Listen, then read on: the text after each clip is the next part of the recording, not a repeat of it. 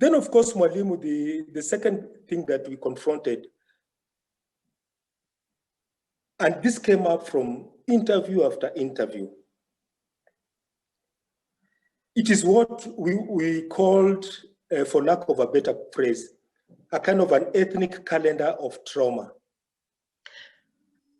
For me, it was really amazing that it didn't matter whether I interviewed a Luo in Nairobi, or a Luo in Kisumu, or a Luo in another part of the country. Or abroad, you mentioned that in the report. Yeah, as a people, we share this narrative. And for me, it was really astounding because in the normal conversations in Kisumu, I never used to hear it. But after the violence and the conversations, and I'm seeking to understand, it comes up and it is shared. It is a shared narrative of victimhood.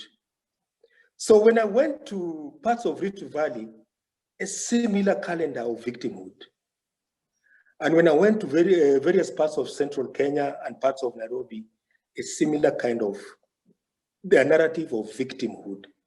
So when I was presenting the report for the first time, I was with my PowerPoint slides and I'm saying, you see, these three communities, this is how they define trauma, and they see themselves as victims.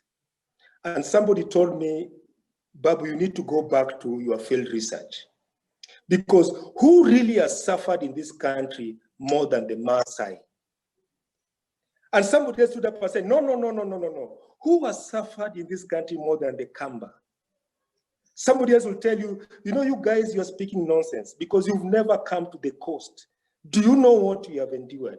So you could see already how this narrative of victimhood is reproduced in very durable systems at the community level, in structures, and even in political systems. And that is why when I was doing the data collection and the raw data is in, really reading Mahmoud Mamdani's When Victims Become Killers, and Chimamanda Adichie's Half of a Yellow Sun, and Anzese Were's Male Disempowerment, was so important to help me distill all the raw data and try and put together kind of a coherent story, from what we have found out.